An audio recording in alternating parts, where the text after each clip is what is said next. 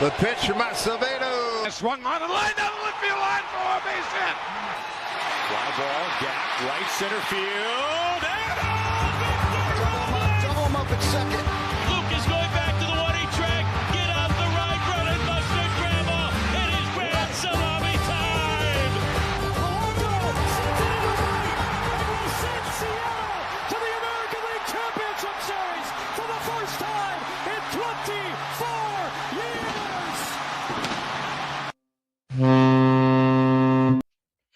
Seattle Mariners are absolutely rocking and rolling right now.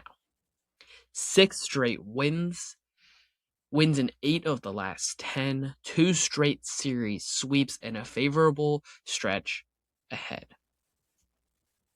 Mariners are playing Mariners baseball for what feels like the first time this year, and we can see why our expectations on opening day were as high as ever. Welcome to episode 162 of the Light the W podcast. As always, I am Mahal Domingo Anderson with you. And happy Monday. It's a new week. But that doesn't mean we can forget last week. The Mariners go 6-0, including 2 piggyback days where Luis Castillo as well as Bryce Miller were dominant. And let's start with Sunday's ball game. The one to make it 6 straight, to sweep the Arizona Diamondbacks, who the Mariners have had problems with in the past. But it's a team that the Mariners should beat, as is every team in baseball. The Mariners' bullpen, outside of the 2 piggyback guys, in 10 innings today, did not cover a single pitch. 10 innings covered by Bryce Miller and Luis Castillo. That is fan-freaking-tastic. That, alongside yesterday where the Mariners won by 4 runs and didn't use any of their high-leverage guys, means the Mariners' bullpen is in great shape. Mariners won a 1-run game, walking it off in the 10th on Friday. The Mariners had all their arms throw then. All the high-leverage guys. But the high-leverage guys did pitch Saturday, Sunday, Thursday. I don't believe they pitched Wednesday. Let's just confirm.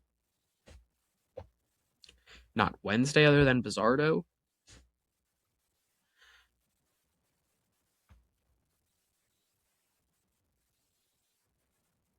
They pitched Tuesday, but not Brash. Like, the Mariners' bullpen is incredibly rested. And that falls on the back of these 2 piggyback start days on Monday and Sunday. Jose Ferrer, Andres Munoz, Gabe Spire threw 2 times in the 6 games that the Mariners played this week, and the Mariners won all 6 of them.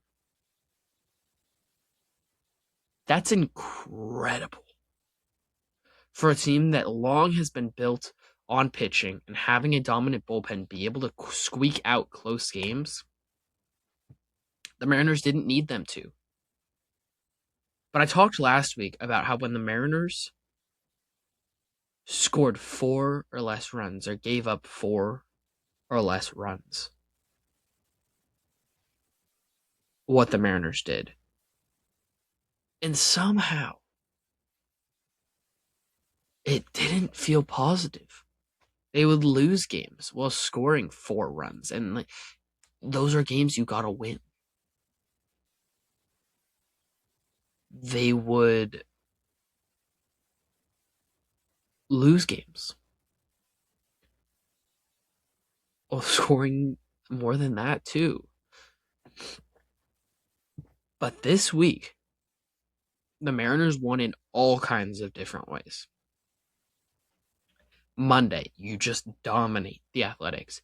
Tuesday, you dominate pitching-wise for sure. You win 4-1.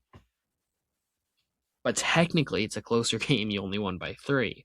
Wednesday, you win 9-1, dominate. You outscored the Athletics 22-4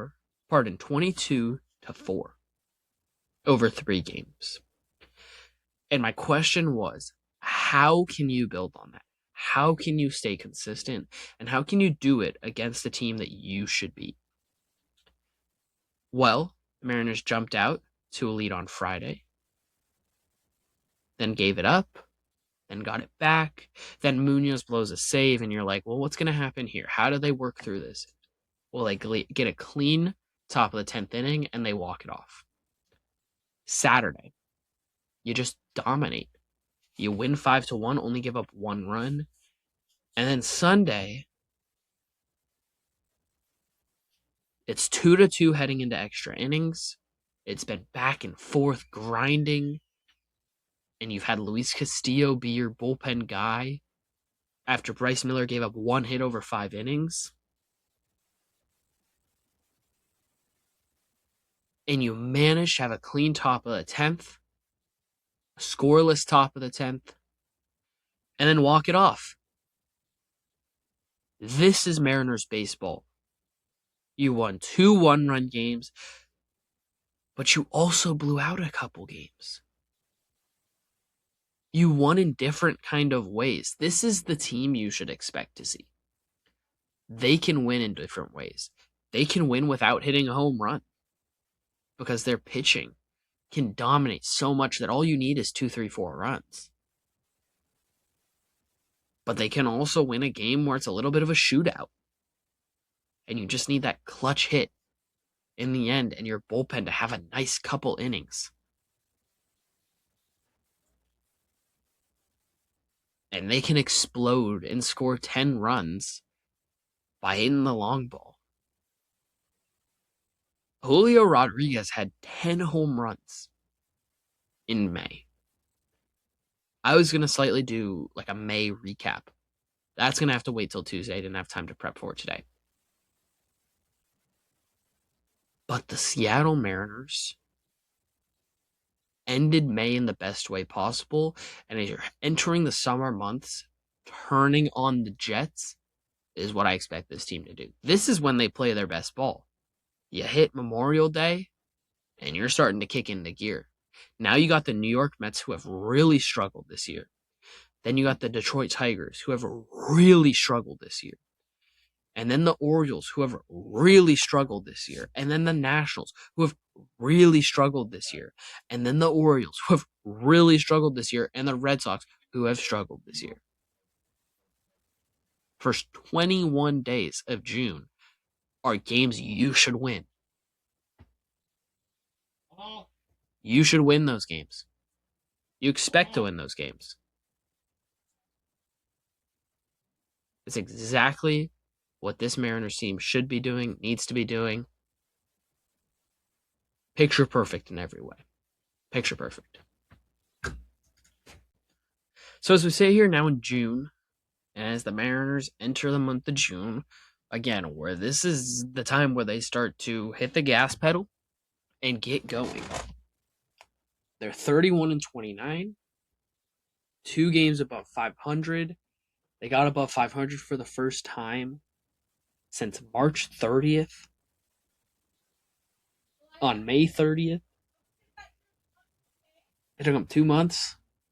I was like, we're over 500. We're never turning back. Well, it took us longer than I thought for us to get back. But now we're not turning back. Foot on the gas pedal up to 100 degrees. Let's go. 100 miles an hour, 150 miles an hour, 200 miles an hour around the racetrack the rest of the season.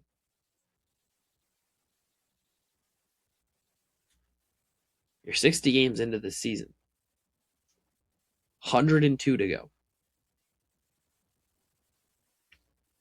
Over 30% of the way through. Over 33% of the way through. Over a third of the way through. And you're 2 games above 500. You're playing good baseball and 2.5 games up in the division. 4.5 games up on the Astros, 2.5 games up on the A's and the Rangers, and 8 games up on the Angels. And you have a favorable schedule coming up. You need to play your best ball here. You need to continue doing what you're doing. Do you need to sweep every series? The answer is no. Are you going to be able to sweep every series? The answer is no. Just win your series. Just win them. Victor Robles has enacted a new sense of life in this Mariners team. He walked it off on Sunday today, as I'm recording this. He's played great defense when he was out in Sacramento. He's come up clutch in terms of his bat a couple times as well. Like, he has shown why there's value in Victor Robles.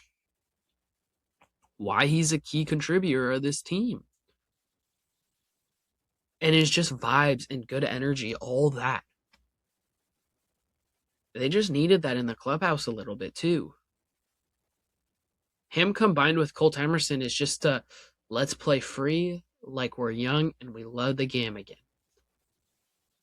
And you can't understate what Colt Emerson's done as well. Had his second home run of his career on Saturday. Followed that up with a single in his first at bat today. As well as a walk. He was on base a couple times. But as we enter June, he's played... How many games has he played in? Let's see. He's played in 13 games. Has 41 at-bats. Just 13 strikeouts. In those 13 games, in those 41 at-bats. Let's do some maths. 13 divided by 41. Nope, not 1. 41. Thank you, Google. That's a 31% strikeout rate. Basically 32%. Okay? Striking out more than you'd like.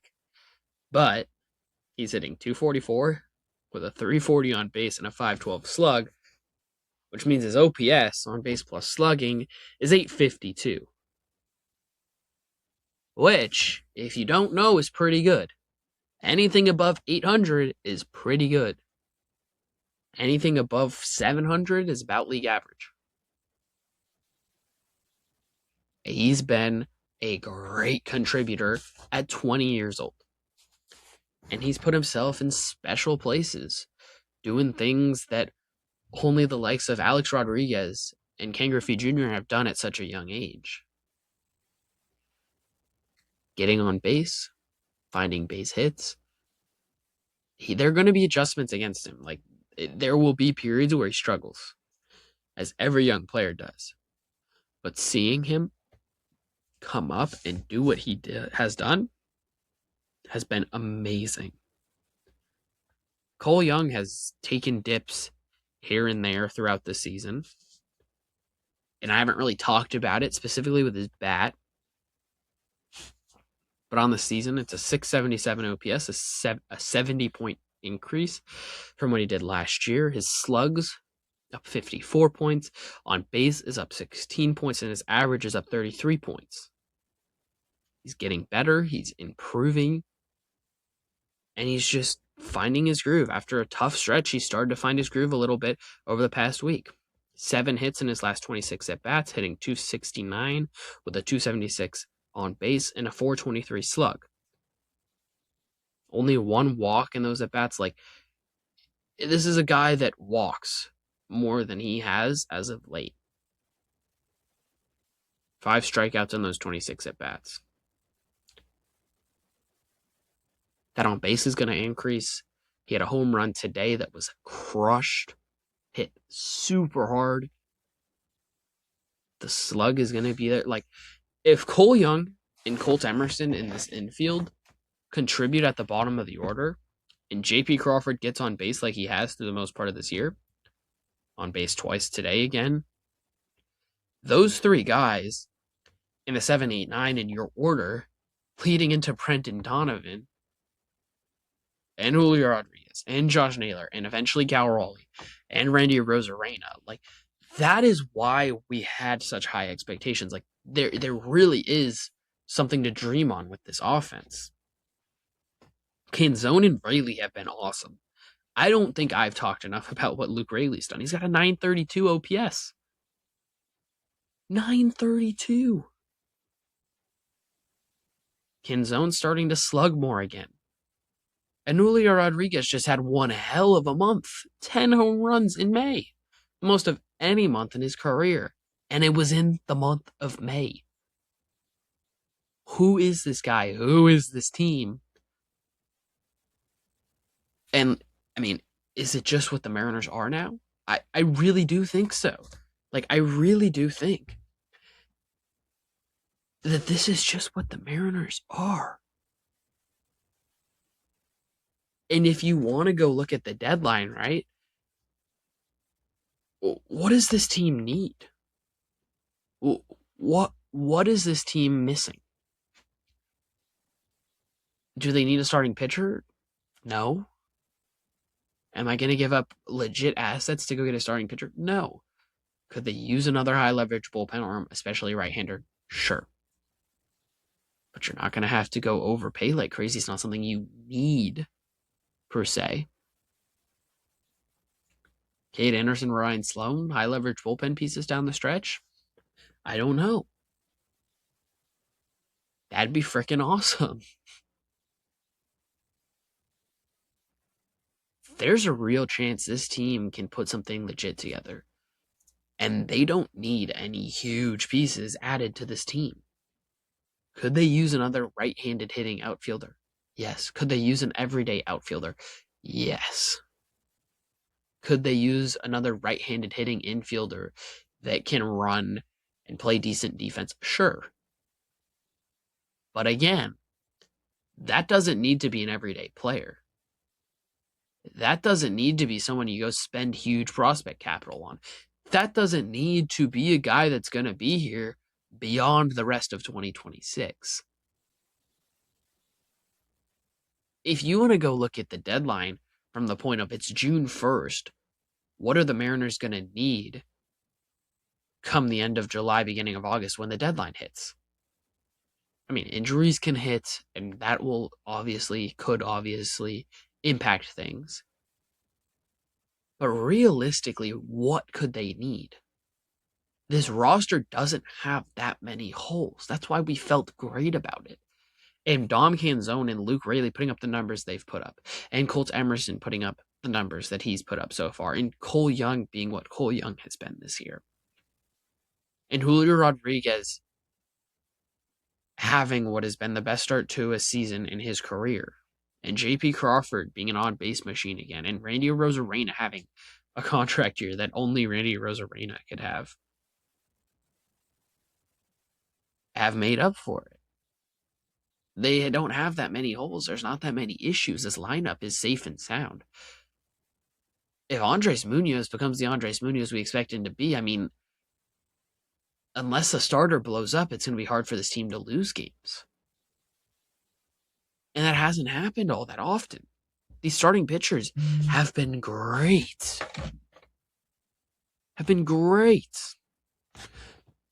Pitching staff has been great. 2 runs or less in all but one of the 6 games this week.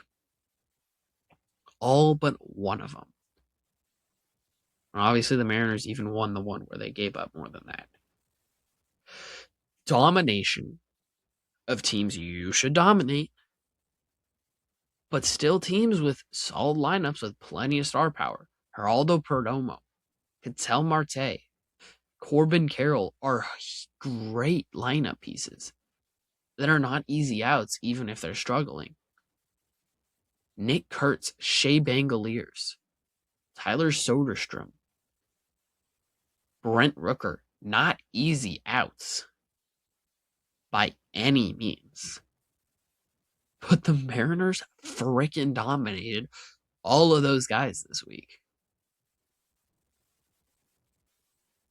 If the Mariners pitching staff can be this or close to this throughout this season, That's how this team sees success.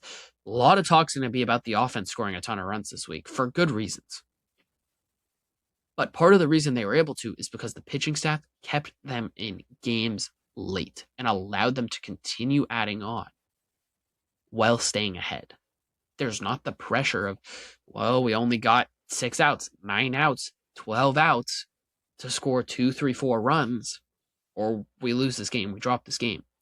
We're in first place. Less pressure is on. Deep breaths can be taken. Win some baseball games. Continue doing what you're doing. Take good at-bats. Have good approaches. And let your pitching staff dominate. That's how this team wins games. That is the recipe. Throw together good starting pitching with home runs and clutch hits and a great back end of your bullpen. Mix it all together. You have got a legit baseball team that can do very fun, very interesting things that have never happened to this organization. This city can see it and feel it. This fan base can see it and feel it. Look at the crowds this weekend. Massive crowds. Because this team can do things no other team has done. And if Julio Rodriguez does what Julio Rodriguez usually does in the second half of the season, there will be conversations had about Julio Rodriguez in September that were had about one Cal Raleigh a year ago. That's how this team finds success. You got the stars. You got the star power from your pitching staff to your bullpen to your lineup. But you have the supplemental pieces around them to make this whole thing shift into gear and work. Talk's going to be given about Julio Rodriguez and Brian Wu. But it's Luis Castillo finding his groove out of the bullpen and in the piggyback, and Bryce Miller finding his groove after a tough season last year, and Jose Ferrer being dominant, and Edward Bizardo being able to replicate what he did last year, and Cooper Criswell popping up and being solid, and Dom Canzone replicating, Luke Raley coming back to what he did in the past and being better than that, and Cole Young taking a step defensively and offensively, and Colt Emerson coming up and showing that he can be productive at 20 years old in the big leagues. Those are the little things that have allowed this baseball team to soar, to fly, and to find success, and is why the ceiling for this baseball team is sky high.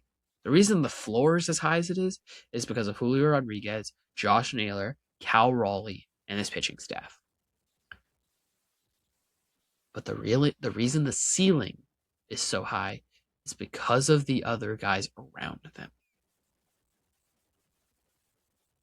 The Los Angeles Angels have shown us that you could have an MVP season from 2 guys, and it still won't be enough. Because you have to have a complete, all-around baseball team.